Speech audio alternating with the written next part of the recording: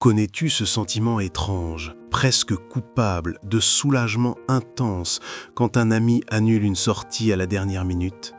Tu avais dit oui, mais au fond de toi, tu espérais que ça n'arrive pas.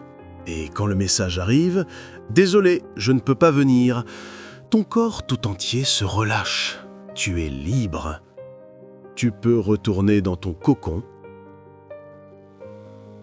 Tu te dis souvent que tu es juste introverti, que tu aimes ta tranquillité.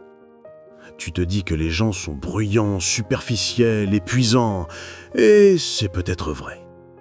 Mais il y a une différence cruciale entre aimer la solitude et avoir besoin de l'isolement pour survivre.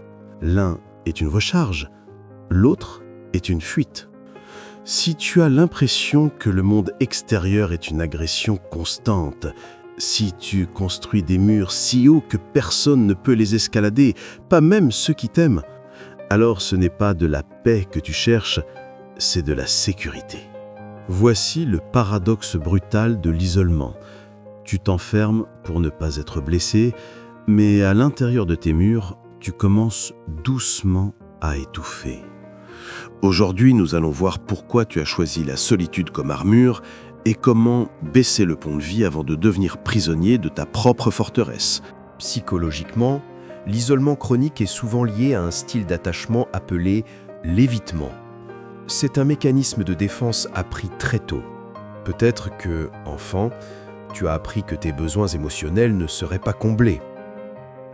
Peut-être que, quand tu pleurais, on te laissait seul. Ou peut-être que tes parents étaient trop intrusifs, étouffants, ne te laissant aucun espace privé. Dans les deux cas, tu as tiré la même conclusion. Les autres sont dangereux. Soit ils m'abandonnent, soit ils m'envahissent. La seule solution logique pour ton cerveau d'enfant a été l'hyper-indépendance. Tu as décidé de devenir une île. Je n'ai besoin de personne. Je peux tout faire tout seul. Ce n'est pas de l'orgueil, c'est une réponse au traumatisme. C'est la conviction profonde que si tu laisses quelqu'un entrer, tu vas perdre ton autonomie ou être déçu. Ton système nerveux est câblé pour percevoir l'intimité comme une menace et la distance comme une sécurité. Tu ne fuis pas les gens, tu fuis la vulnérabilité. Le philosophe Friedrich Nietzsche disait « Si tu regardes longtemps dans l'abîme regarde aussi en toi. Quand on s'isole trop longtemps, on perd le sens de la réalité. » Le coût principal de l'isolement, c'est la perte de la perspective. Les autres, avec tous leurs défauts, sont des miroirs. Ils nous aident à voir si nos pensées sont rationnelles. Seul dans ta tête, tes peurs, tes angoisses et tes scénarios catastrophes tournent en boucle sans personne pour les contredire. C'est une chambre d'écho. Tes petits soucis deviennent des monstres parce qu'il n'y a personne pour te dire « Eh, ce n'est pas si grave ». Il y a aussi l'atrophie sociale. Les compétences sociales sont comme des muscles. Si tu ne les utilises pas, elles fondent. Plus tu t'isoles, plus les interactions sociales te semblent difficiles, maladroites, effrayantes. Ce qui renforce ton envie de t'isoler. C'est un cercle vicieux. Tu finis par croire que tu es bizarre ou inadapté, alors que tu es simplement rouillé. À quoi ressemble la vie de celui qui s'isole? Le ghosting émotionnel. Tu disparais des conversations pendant des semaines. Tu ne réponds pas aux appels. Non pas par méchanceté, mais parce que l'idée de parler te semble aussi lourd que de porter un sac de ciment. Tu n'as plus la force. La vie par procuration. Tu regardes beaucoup de séries, de vidéos, de streams. Tu observes des gens vivre des amitiés et des amours à travers un écran. C'est une interaction sûre. Tu peux éteindre quand tu veux. Le sentiment d'être à part.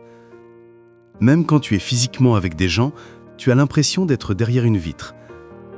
Tu les regardes rire et tu te demandes comment ils font pour que ce soit si simple. L'épuisement sensoriel. Après 2 heures de sortie, tu as besoin de 2 jours de récupération. Ta batterie sociale est défaillante. Tu es devenu un spectateur de ta propre vie.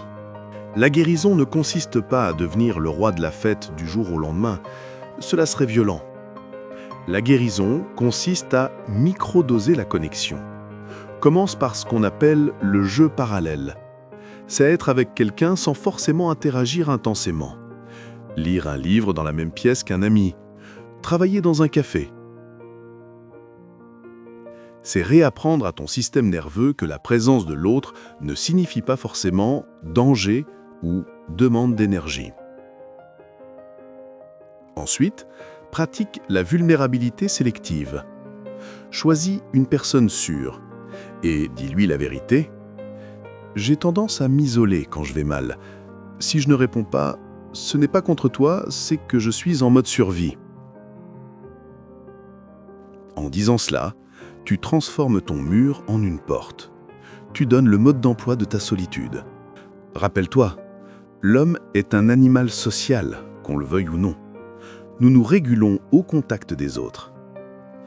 Ta forteresse t'a protégé quand tu étais fragile, mais aujourd'hui, elle t'empêche de voir le soleil. Il est temps d'entrouvrir la fenêtre. Tu n'as pas besoin d'être seul pour être en sécurité. Si tu es prêt à sortir doucement de ta grotte, abonne-toi.